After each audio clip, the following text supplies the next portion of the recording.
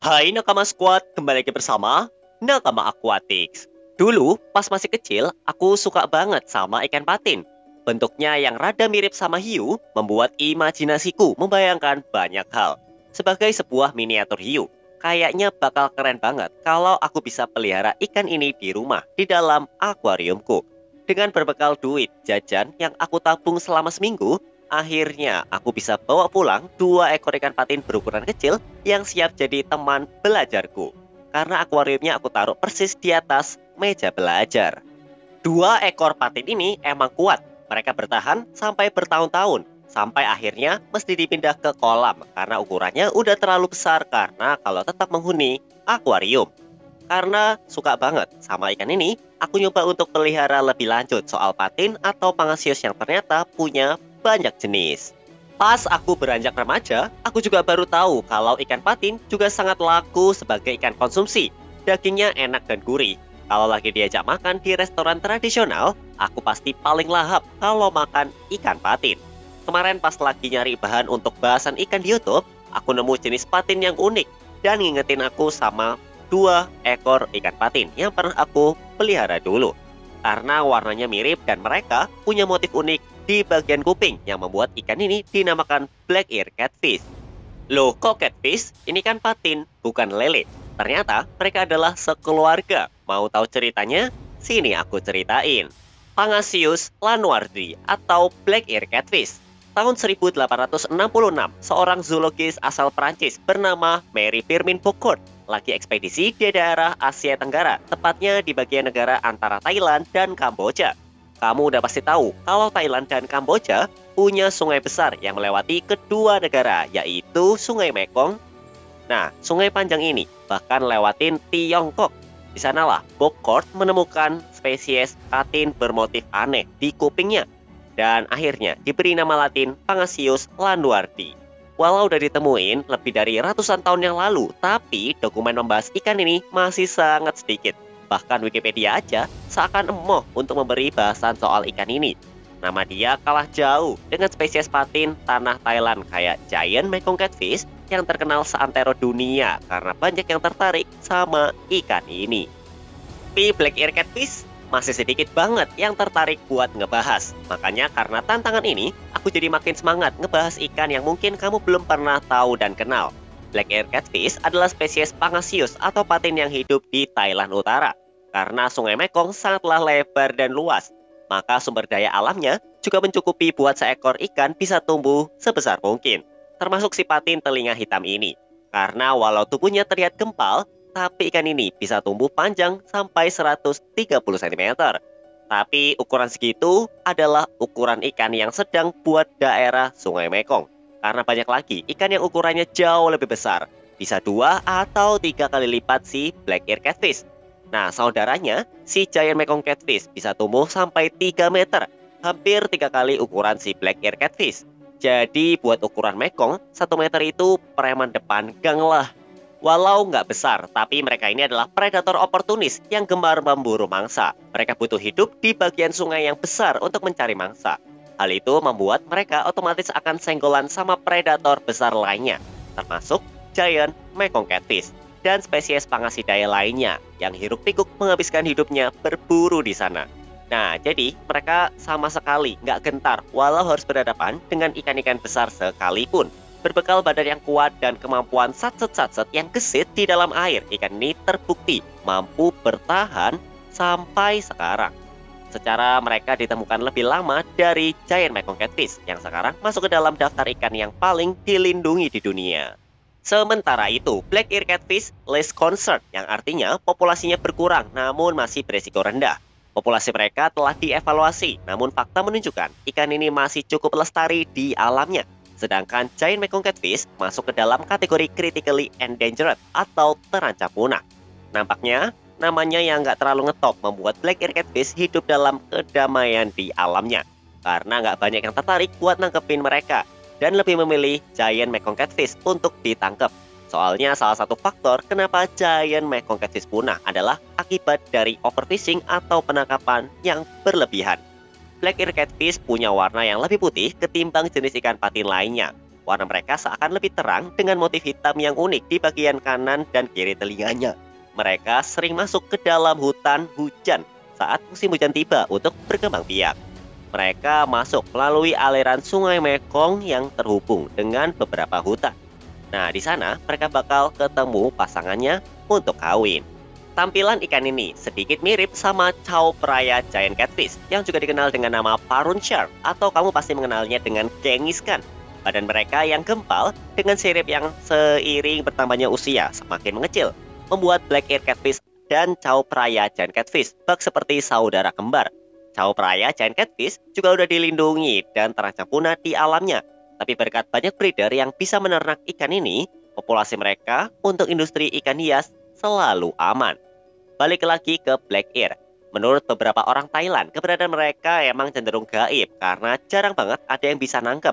Cuma beberapa ada yang bilang ikan ini masih sering dipancing di daerahnya. Tapi lucunya, rekor yang diperoleh atas ikan ini dihasilkan bukan dari mancing di danau yang liar, melainkan di wahana, yang mana wahana tersebut danau buatan khusus wisata pancing ikan predator. Di Thailand, industri pancing wisata emang besar banget. Banyak resort atau usaha pemancingan yang sengaja membuat danau buatan berisi ikan-ikan monster. Bahkan beberapa ada yang dilarang di Indonesia. Wisata pancing ini juga gak cuma diikuti sama warga lokal, tapi wisatawan asal mancanegara juga banyak yang penasaran untuk nyobain sensasinya. Danau buatan yang dibuat di IT Lake Monster dibangun pada tahun 2008. Danau ini emang sengaja dibangun untuk keperluan wisata dan diisi oleh ikan-ikan monster dari berbagai daerah mulai dari Arapaima, red-tailed catfish, alligator gar, giant pangasius, barramundi, dan spesies lele soribib yang semuanya bisa tumbuh menjadi monster air tawar. Jadi, black ear catfish termasuk sebagai spesies yang tinggal di danau tersebut dan berdampingan dengan ikan-ikan kelas berat lainnya yang nggak ketemu sama mereka di alam liar. Rekor terbesar dari black ear catfish adalah tangkapan pria bernama Gerhard Poch yang dapetin ikan ini di wahana pancing bernama Palm Tree Lagoon di Thailand. Ukuran ikan yang berhasil dia tangkap adalah 83 dan berat 12 kg. Jatuhnya ikan ini masih berukuran remaja sih. Di alam aslinya, black ear catfish sedikit susah buat ditemui. Apakah karena sebenarnya populasinya makin berkurang atau mereka malas aja untuk makan umpan para pemancing?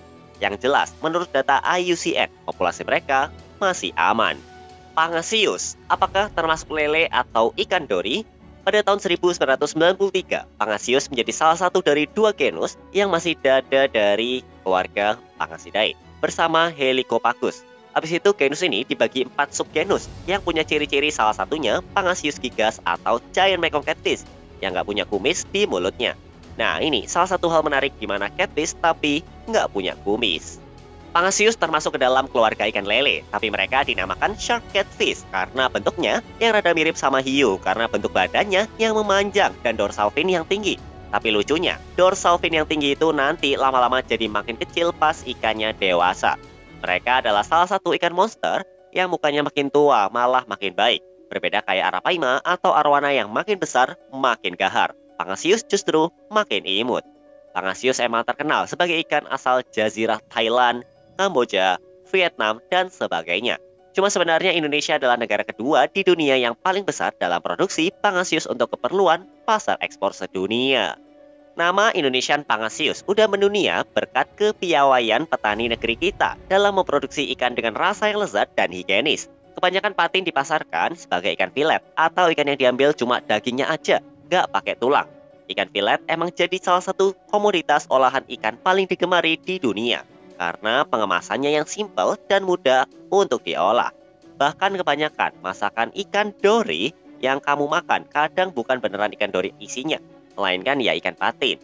Mungkin sebelumnya kamu ngira ikan dori adalah ikan dari laut yang diolah dengan cara digoreng dan dibaluri tepung. Jadinya rasanya gurih dan crispy banget. Tapi setelah ditelaah, ikan dori itu cuma merek dagangnya aja. Ceritanya gini, jadi di Vietnam orang-orang mungkin udah bosan untuk makan ikan patin. Jadinya para seller membuat taktik nama fiktif atau mislabeling atau sengaja membuat label yang salah untuk ikan patin yang diubah menjadi ikan dori. Nama ikan dori terasa asing buat ikan air tawar. Aku sendiri awalnya mikir ikan dori itu adalah ikan air laut. Tapi sampai detik ini aku nggak pernah tahu wujud asli ikan dori itu kayak apa. Sebenarnya cara ini bisa dibilang jenius, tapi bisa juga dibilang penipuan publik sih. Karena jelas ikan dori adalah ikan fiktif yang nggak pernah ada di dunia. Ya, kecuali di film itu ya, si Dory. Akhirnya orang jadi suka beli ikan dori dan ngira ikan ini tuh ikan laut. Ilusi ini sengaja dibuat oleh pedagang Vietnam agar daging ikan yang mereka jual itu laku keras. Ikan dori biasa dijual menjadi fish and chips. Nah, yang harganya lumayan mahal. Jelas lebih mahal dari ikan patin asam manis, padahal bahan bakunya sama aja, sama-sama ikan patin. Lewat makanan fish and chips, ini secara nggak langsung ikan patin jadi naik kelas banget. Karena makanan ini biasa disajikan di restoran atau kafe. Dipakai jadi bahan baku fish and chips, membuat ikan patin rasanya hampir kayak ikan kakap, tapi dengan warna baru, yaitu ikan dori. Nah, karena tingkah pintar pedagang Vietnam inilah, KKP atau Kementerian Kelautan dan Perikanan langsung membuat aksi dengan meluncurkan produksi pangasius mereka sendiri, bernama Indonesian Pangasius. Daging ikan dori asal Indonesia dinilai lebih bagus dengan rasa yang lebih enak. Ikan-ikannya dibesarkan dengan senyawa probiotik yang lebih baik tubuh buat manusia, jadi bukan antibiotik. Terus, air yang digunain buat tempat tinggal ikannya juga air bersih, bukan air lumpur. Udah pasti hasilnya bakal enak banget. Ya, treatmentnya hampir sama kayak sapi wagyu deh. Ikannya dikasih hidup yang enak, jadi dagingnya juga lezat. Sebenarnya ikan dori laut tuh beneran ada, cuma ukurannya sangat kecil dan gak layak buat dijadikan ikan konsumsi. Tapi ikan dori yang biasa kamu temuin di restoran 100% udah pasti kalau itu adalah ikan patin. Indonesia sangat sukses dalam produksi ikan patin, karena banyak negara luar yang menjadi langganan dan selalu mesen suplai daging patinnya ke negara kita. Salah satunya adalah Arab Saudi. Setiap tahunnya, jamaah haji dan umroh asal Indonesia banyak banget yang datang ke sana untuk beribadah. Otomatis suplai buat konsumsinya juga harus banyak dong. Maka dari itu, ikan patin asal Indonesia diangkut ke Arab sebagai hidangan untuk para jemaah haji dan umroh. Pada tahun 2019, pengusaha patin asal Indonesia mengirim lebih dari 200.000 ton daging filet patin ke Arab Saudi untuk memenuhi permintaan di sana. 200.000 ton tuh banyak banget loh, karena 1 ton aja sama dengan 1 ekor gajah. Jadi ikan patin Indonesia yang hanya dikirim ke Arab Saudi aja setara 200.000 ekor gajah. Wah, gila ya. Permintaan selalu besar, sampai pengusaha lokal banyak yang keteteran. Pulau Sumatera menjadi sentra produksi patin terbesar di Indonesia, dengan menjual 68% produksi ikan patin dalam negeri. Soalnya di bulan Desember kemarin, KKP meresmikan 1.200 hektar lahan buat budidaya patin di Sumatera Selatan. Semua dilakukan untuk memajukan industri patin Indonesia yang sangat berpotensi untuk menjadi yang paling besar di Indonesia. Melihat sumber daya alam dan manusia yang kita miliki saat ini. Nah, Vietnam itu masih menjadi negara dengan produksi patin terbesar di dunia. Mereka memasang target tahun ini bisa dapat 1,7 miliar US dollar. Upaya yang membuat kampung budidaya ini adalah salah satu cara pemerintah untuk menggenjot sektor perikanan agar bisa makin berbicara di skala pasar dunia. Jenis pangasius yang bisa dikembangbiakan di sini adalah antara lain Pangasius pangasius atau Pangasius jambal. Kemudian ada Pangasius humeralis, Pangasius litostoma, Pangasius natustus, kemudian ada Pangasius polyuranodon, Pangasius neuwenhuis. Nah, itu banyak banget kan? Tapi rata-rata bentuknya sama-sama aja sih, ya mirip-mirip lah. Cuma yang paling umum adalah jenis iridescent shark. Namanya keren banget, tapi kalau di sini ya dikenal dengan sebutan patin aja. Black ear catfish termasuk ke dalam keluarga patin yang di Indonesia terkenal sebagai ikan yang paling digenjot produksinya. Karena banyak banget negara luar yang mesennya ikannya itu ke sini. Soalnya ikan Indonesia lebih enak rasanya. Jadi banyak negara yang rela antri demi dapetin ikan patin produksi Indonesia. Semua ikan dori yang dijual di sini juga udah dipastiin merupakan ikan hasil produksi dalam negeri. Kalau kamu pernah makan fish and chips, pasti nggak nyangka ikannya tuh ikan patin kan? Kalau diolah dengan tepat, ikan patin bisa naik kelas banget.